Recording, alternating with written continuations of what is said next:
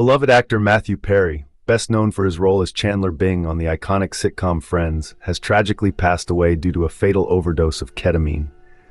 This shocking news has sent tremors through the entertainment industry and beyond, leaving fans and colleagues alike grappling with the sudden loss.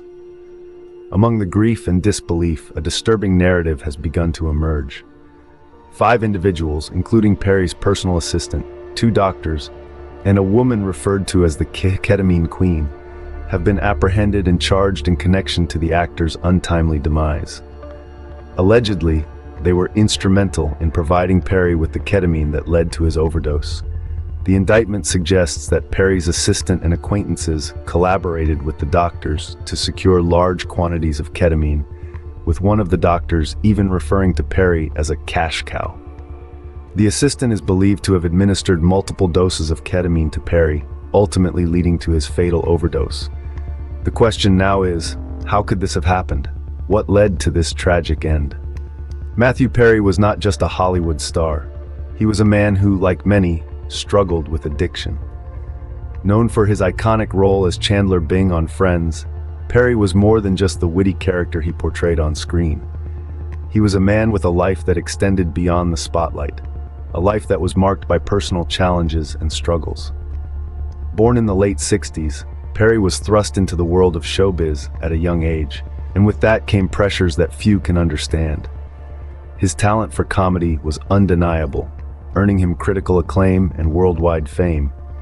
But beneath the laughter and the applause, there was a man grappling with the weight of addiction. Perry's struggles with substance abuse were no secret. He was open about his battles, painting a picture of the harsh reality of addiction that contrasted sharply with his on-screen persona. Fame, it seemed, came with a price, and for Perry, that price was his battle with addiction. The pressures of stardom, the expectations, and the constant scrutiny all played their part in this struggle, highlighting the often overlooked human side of celebrity life. Despite his struggles, Perry continued to bring joy to millions of viewers worldwide, his humor serving as a beacon of light for many. Yet, even as he made the world laugh, he was fighting his own personal demons, a fight that he tragically lost. Matthew Perry, a man who brought laughter to so many, was fighting a battle behind the scenes, a battle that, unfortunately, he lost. But what were the events leading up to Perry's tragic death? How did a beloved actor end up dying from a ketamine overdose? As it turns out, Perry's fate was not a result of a solitary decision, but a series of sinister transactions and manipulations by those he trusted.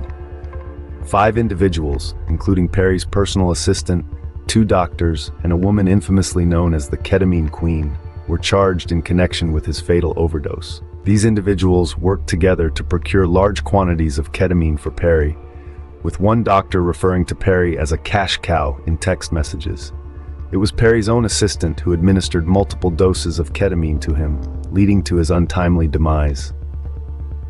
The depth of this tragic event was uncovered by a thorough investigation into the drug supply chain that resulted in Perry's fatal overdose. This involved multiple law enforcement agencies, including the LAPD, DEA, and USPIS. Perry's death was ultimately ruled an accident due to the acute effects of ketamine, which tragically led to him drowning in a hot tub. This tragic event highlights the dark underbelly of Hollywood, where addiction can be exploited for profit. Matthew Perry's tragic death has shed light on the need for accountability within the healthcare system.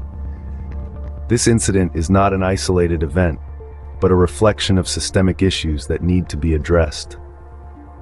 Throughout the healthcare industry, there are instances where the trust placed in healthcare professionals is exploited, often with devastating consequences.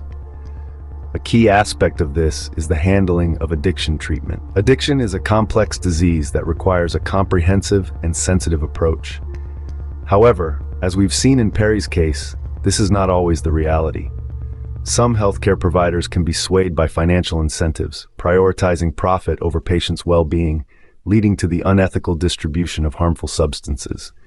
Dr. Jane Foster, a leading expert in addiction treatment, shares this perspective. She says, "There's a critical need for a shift in how we approach addiction.